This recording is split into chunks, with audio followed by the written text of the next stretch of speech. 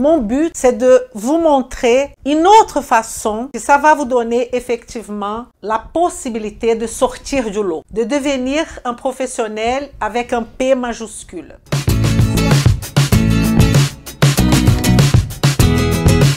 Vem comigo! Bom dia! Boa tarde! Boa noite! Bonjour, bonsoir! Déjà, je commence toujours par me présenter. Je suis Elisa Marceau, chirurgien dentiste, naturopathe spécialisée en nutrition fonctionnelle. Je vous montre de A à Z comment appliquer la nutrition fonctionnelle pour transformer de vie, la vôtre et celle de vos patients. Et aujourd'hui, je vous apporte, je pense, quelque chose de différent. Chaque jour, j'essaye de faire quelque chose de différent. On va voir des situations. On va partir d'une situation. Mon titre aujourd'hui est « Pourquoi la nutrition fonctionnelle apporte plus de résultats que, je pas fini ma phrase, que plus de résultats à votre client ou à votre patient que l'abordage traditionnel, on va dire. En sachant que mon but, c'est de vous montrer une autre façon que je pense que c'est beaucoup plus, que ça va vous donner effectivement la possibilité de sortir du lot, de devenir un professionnel avec un P majuscule. Soyez-vous médecin, soyez-vous ostéopathe, naturopathe, chiropracteur, ostéopathe, psychologue, je ne sais pas qui vous êtes. Mais psychologue intéressé par la nutrition, évidemment. Mais là, on va parler de nutrition fonctionnelle. Je voudrais aussi vous montrer cet arbre que j'ai fait ici pour vous montrer comment c'est simple d'étudier. On n'a pas besoin de grandes choses. Ici, c'est rien d'autre que la conception de l'arbre que peut-être parmi vous, vous connaissez déjà et il y en a d'autres qui ne connaissent pas. Mais c'est un arbre, tout simplement, qui va montrer la conception de la nutrition fonctionnelle. À quoi ça sert? Quels sont les objectifs de cette stratégie d'action? Et donc, je vais commencer en train de vous présenter une situation que on peut trouver dans nos cabinets, on peut trouver si vous êtes... Je donne toujours l'exemple de coach sportif parce que je pense que c'est une des professions qui est loin d'un médecin. Un naturopathe, il voit des gens malades, etc. Donc, j'essaye de mettre deux pôles. Le pôle médecin, dentiste, tous ces professionnels qui ont un diplôme universitaire. Et de l'autre côté, ceux qui n'ont pas ce diplôme universitaire, qu'on peut même mettre des naturopathes, on peut mettre des professionnels que l'université n'est pas une demande au moins en France. Et au milieu, je vais mettre toute la partie de structure qu'on appelle, nous, structurelle, qui serait tout ce qui est en temps de profession serait les ostéopathes, les chiropracteurs, les éthiopathes. Ils seront au milieu de cette histoire. Vous comprenez? N'importe quelle est votre profession. Mais ici, je vous ai mis 1, 2, 3, 4 clients ou 4 patients qui ont à peu près la même question. Regardez. J'ai mis que le patient numéro 1, numéro 2, numéro 3 et numéro 4 ont des altérations de l'artère coronarienne. Là, je voudrais déjà commencer en vous donnant cette notion que pour travailler avec le corps d'une personne, soit en tant que sportif, soit en tant que médecin, et évidemment médecin, c'est que pour vous faire une métaphore, vous avez besoin de connaître qu'est-ce que c'est une artère coronarienne. vous avez besoin de connaître les systèmes cardiaques. Évidemment que ça, la profondeur de ça, elle change. Un cardiologue va connaître la partie qui est le système cardiovasculaire beaucoup plus affinée qu'un médecin généraliste. Et comme ça, on va arriver jusqu'à un naturopathe, jusqu'à un coach sportif. Mais ça ne vous empêche pas d'avoir la base, le fondament du système cardiovasculaire. Sinon, comment, mon Dieu, vous pouvez donner un exercice physique à quelqu'un que vous ne savez même pas en quoi consiste ce système cardiovasculaire? Vous comprenez ma position? Ça, on appelle la base qui va rentrer dans la biochimie, dans la biologie humaine, dans la biochimie humaine, qu'on a tous besoin de connaître. Mais bon, ce patient-là, tout au pluriel, ou ce client, ils ont une artère coronarienne altérée. Soit ils ont eu un infarctus du myocarde, soit le médecin a constaté qu'il y a des dangers, soit ils ont des altérations déjà installées. N'importe.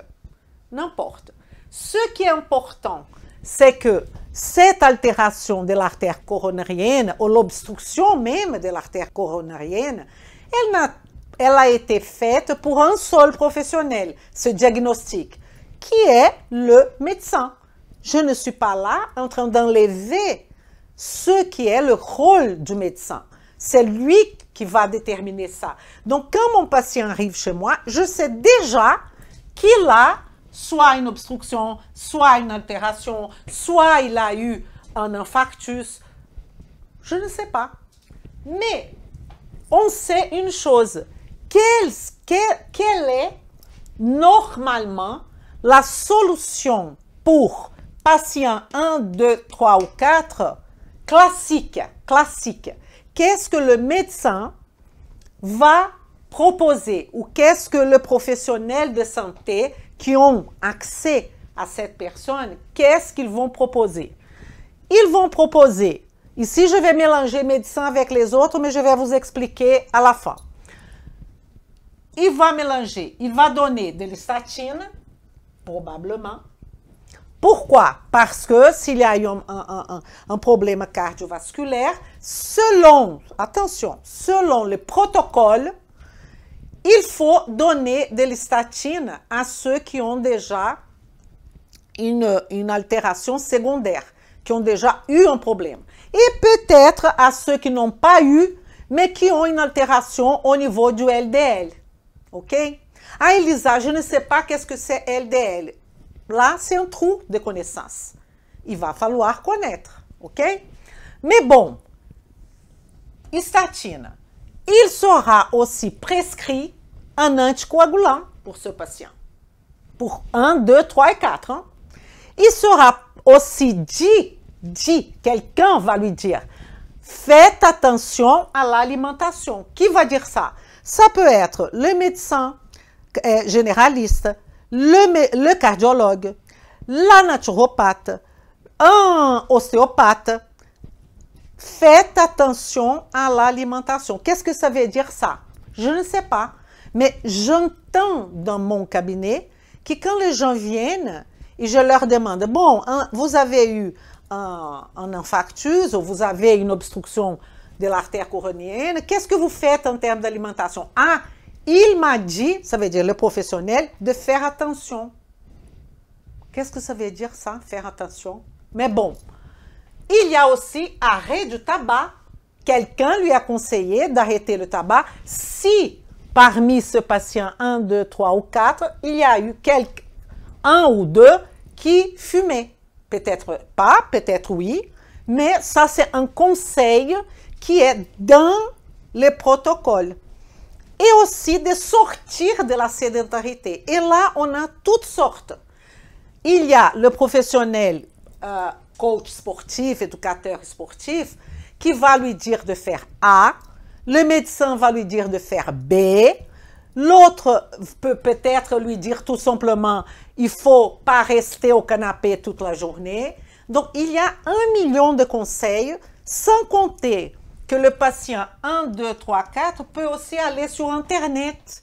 Et quand il va sur Internet, il va dire infarctus du myocarde. Et là, il y aura des conseils partout.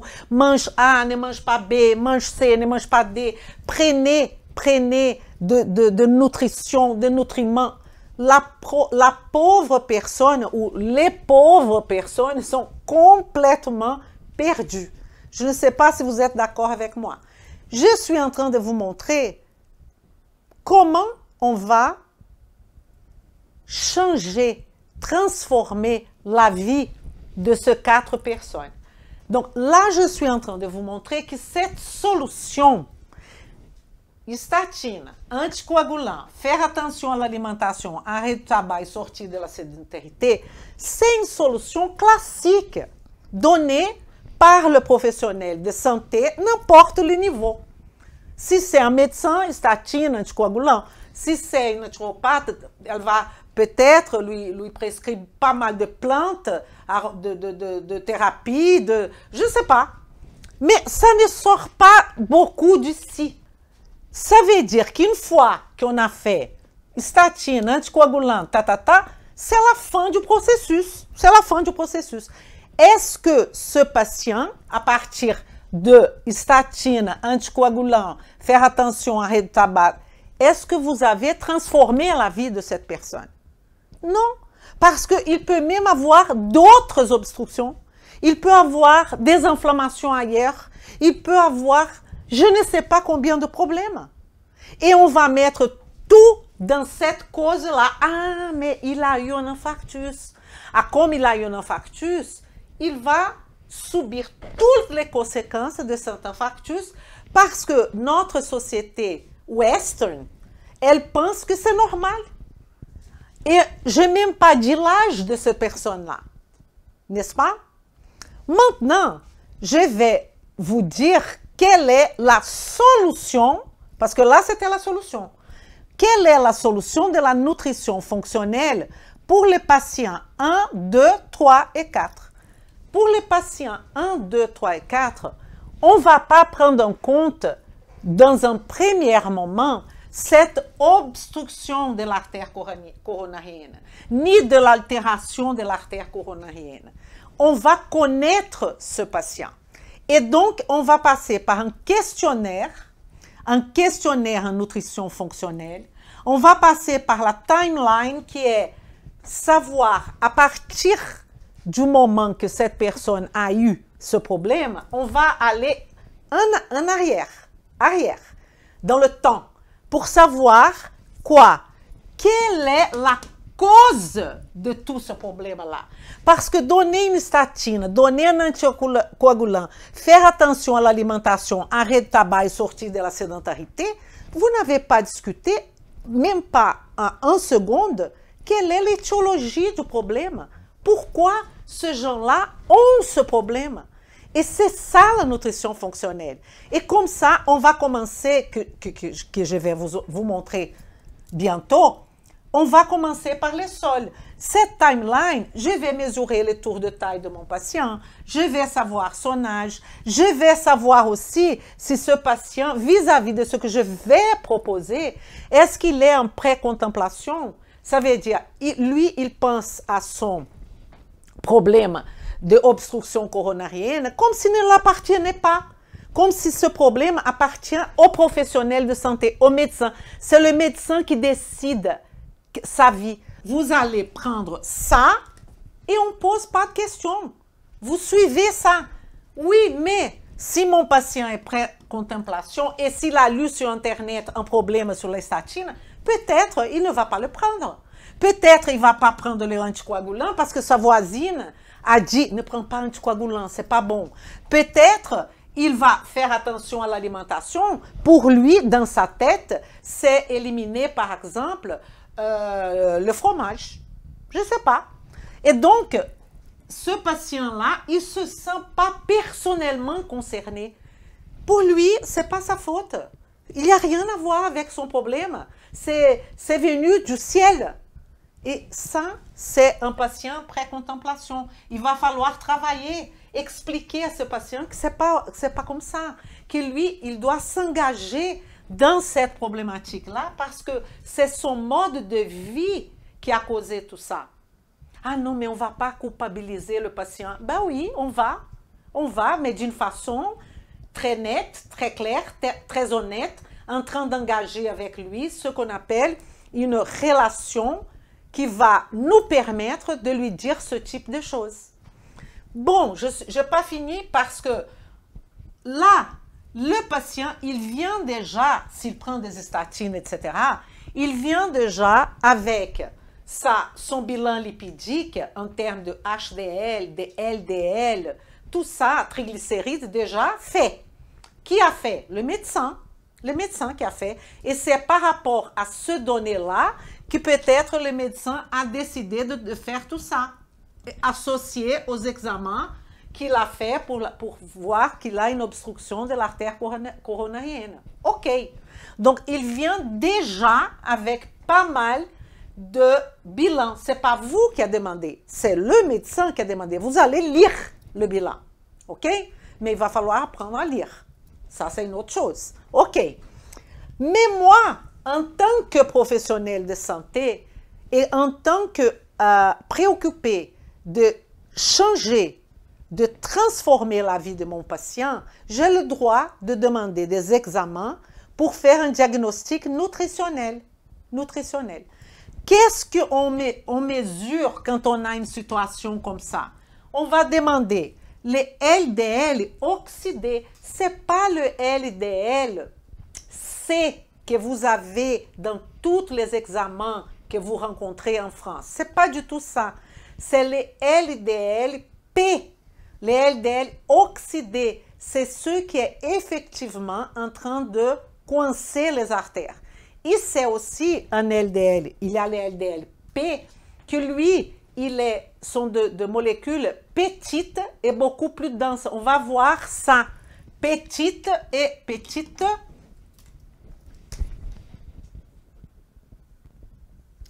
denses. Parce que plus les molécules de LDL sont petites et denses, le LDL qui est réalisé par le professionnel de santé en général ne nous donne pas cette information. On a besoin du LDL-P qui va nous montrer si cette personne elle a de molécules de LDL petites et denses qui vont infiltrer dans l'endothélium, dans les artères, beaucoup plus facilement que le LDL plus grand. Vous comprenez? Donc, on peut faire ce LDL oxydé. On peut mesurer la coenzyme Q10, qui c'est un autre élément très important, qui est lié effectivement à la mitochondrie. Elle fait partie de la respiration. Quand on va étudier la respiration cellulaire, on sait qu'au niveau des crêtes mitochondriales, on va avoir un transfert d'électrons à cette molécule qu'on appelle molécule ubiquitaire. Pourquoi ubiquitaire? Parce que comme elle est présente dans la mitochondrie, elle est présente partout dans notre corps. Et il y a une évaluation qu'on peut faire à ce niveau-là. On peut aussi mesurer l'acide urique en tant que diagnostic nutritionnel. Ce n'est pas pour savoir si le patient a de la goutte, ça appartient au médecin. Mais ici, l'acide urique, s'il a un taux extrême, ça veut dire hors dans la normalité, mais plutôt vers le haut. On peut dire qu'il y a un excès de stress oxydatif. Pourquoi? Parce que l'acide urique, il fait partie des antioxydants.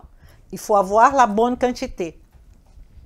La CRP, c'est un marqueur, un biomarqueur inflammatoire que les médecins, il fait que CRP, il ne fait pas la CRP ultra sensible qui va effectivement montrer la présence d'une inflammation de bas grade, qui devrait être inférieure à 1. Gamma GT, les médecins ont déjà demandé le gamma GT. C'est un marqueur hépatique qu'on sait quand il dépasse 16 ou par je ne sais pas quel est j'ai oublié quelle est la finalisation de la valeur, mais ce n'est pas grave. Quand elle est supérieure à 16 micro-U par litre. Voilà.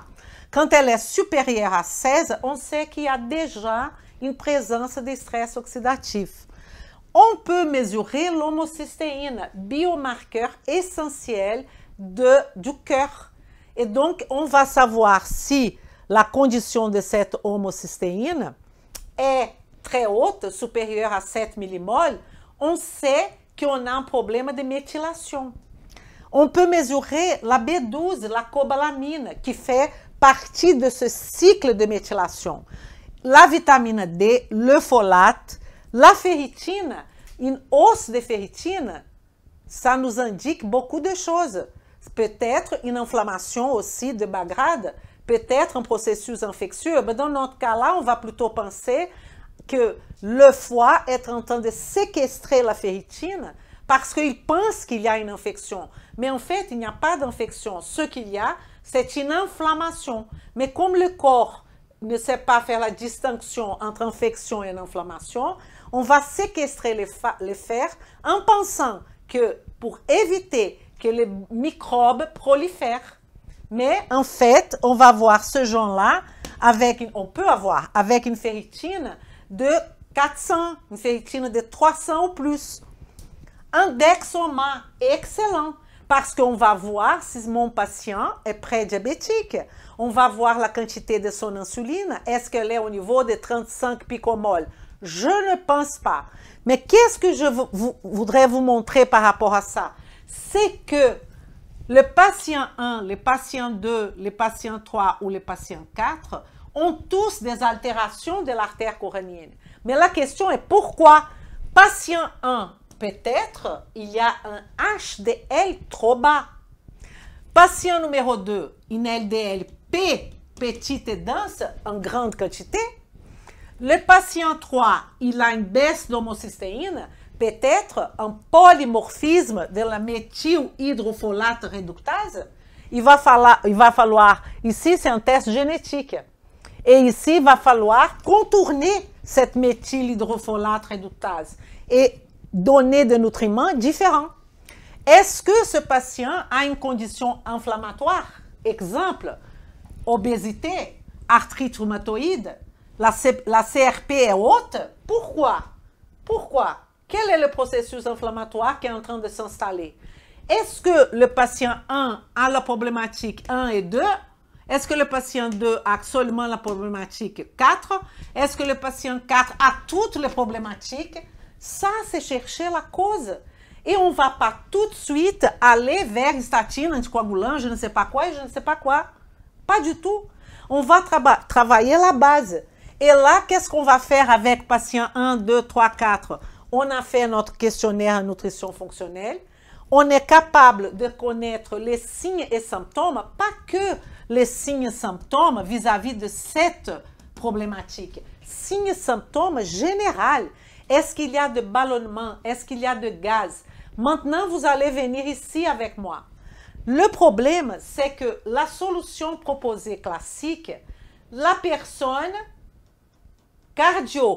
cardiologue, un médecin généraliste, il est en train de regarder que le patient a eu un infarctus et il va traiter cet infarctus-là. Comment?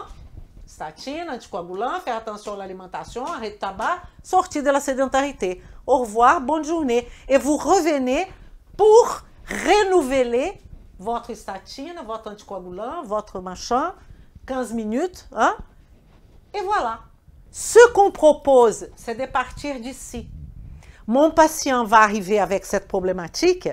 Je vais faire le questionnaire en nutrition fonctionnelle. Je vais savoir qu'est-ce qui se passait. Il a gagné du poids, il a eu un décès. Qu'est-ce qui se passait avant cette condition terrible? Qu'est-ce qui se passait? Qui est cette personne? Pourquoi elle est dans cet état-là aujourd'hui? Donc, je ne veux pas m'occuper de suite à ça. Et je ne veux pas critiquer qui que ce soit. Évidemment, une personne qui a un infarctus aigu, vous allez occuper. Je parle du moment d'après, évidemment.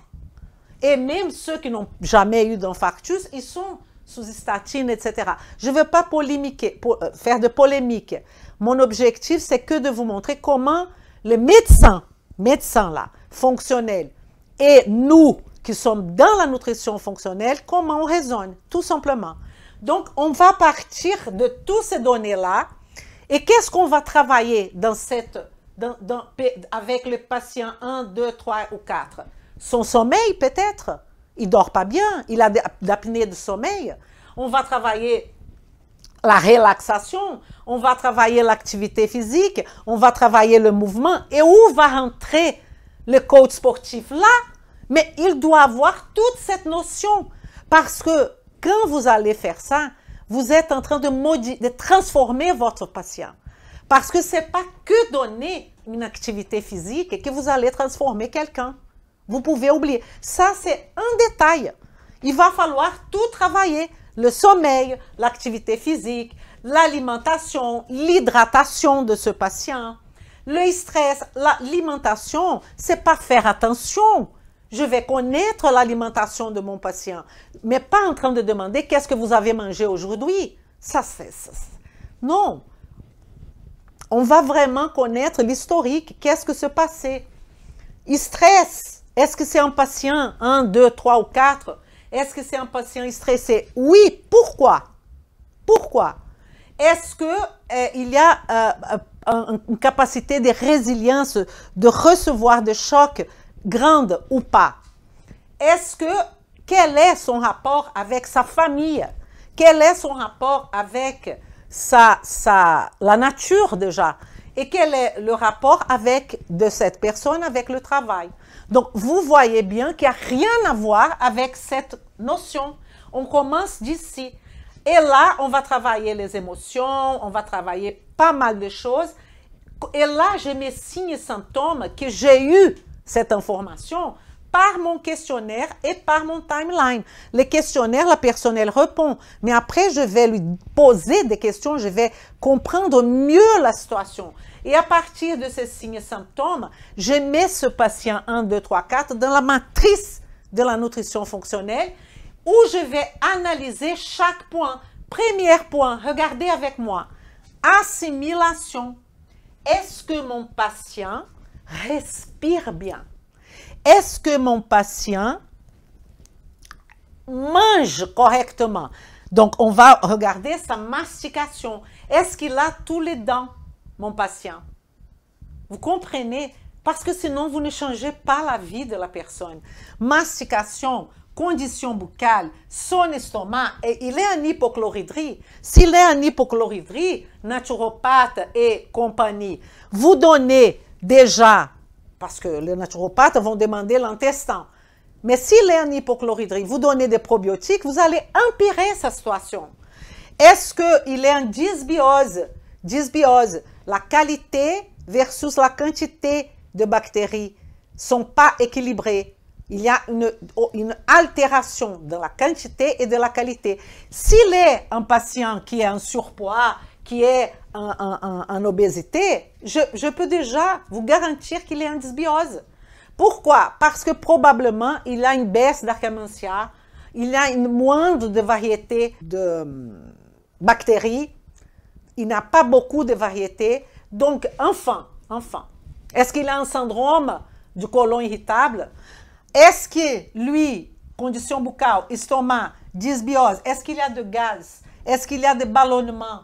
Vous comprenez que vous n'allez pas régler ces problèmes-là si vous ne réglez pas tout ça. Je fais que l'assimilation. On peut aller aussi dans la défense et réparation. Est-ce qu'il a des intolérances alimentaires? Est-ce qu'il a des allergies? Est-ce qu'il a des maladies auto-immunes? Est-ce qu'il a de l'hypothyroïdie? Mon Dieu, ce n'était pas poser la question ici. Donc, ça c'est immunité, réparation. Énergie, quel est son statut mitochondrial? Quel est son stress oxydatif? C'est pour ça que je fais tout ça. Quel est le bilan du stress oxydatif va nous donner sa capacité antioxydative et sa capacité oxydative. Énergie. Et la biotransformation, est-ce qu'il y a une détoxification lente ou rapide? Il y a des inconvénients et des convénients pour les deux cas. Il y a des gens qui me disent, Élise, je peux manger n'importe quoi, ça va, ça passe. Le café, le soir, je bois le café, rien m'arrive. Si rien vous arrive, ça veut dire que vous avez votre phase 1 et phase 2 sont trop rapides. Ça, c'est une porte pour l'entrée. Pour ceux qui boivent du café, ils n'ont rien. Ça, c'est une porte pour avoir de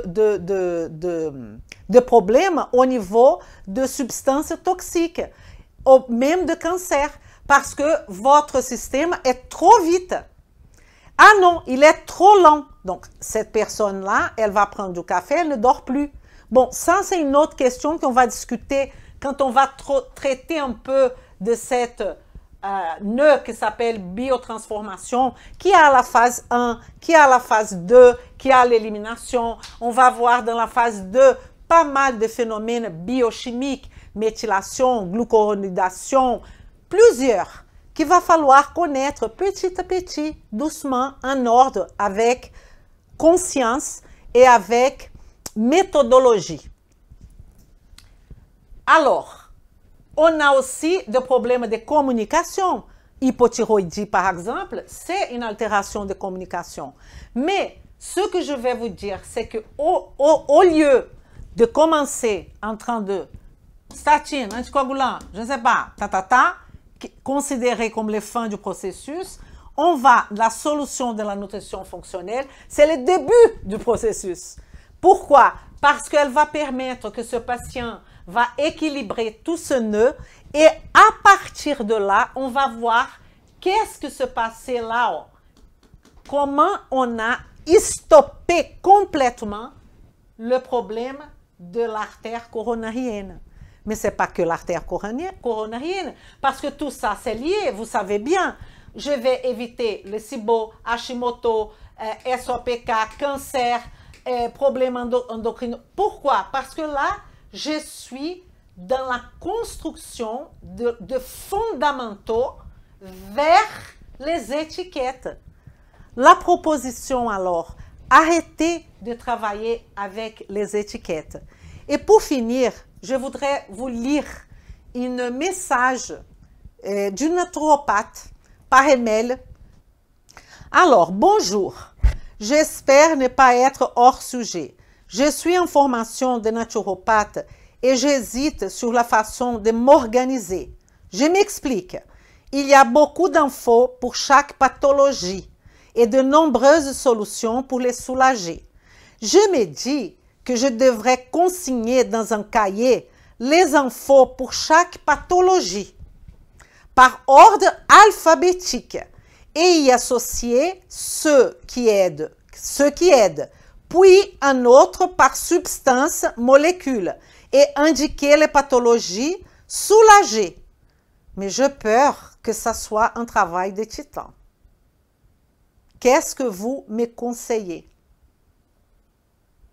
Je le conseille d'arrêter tout ça.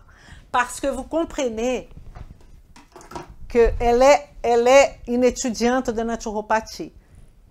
Elle est en train de regarder tout ça et ils ont proposé un traitement par rapport à chaque étiquette.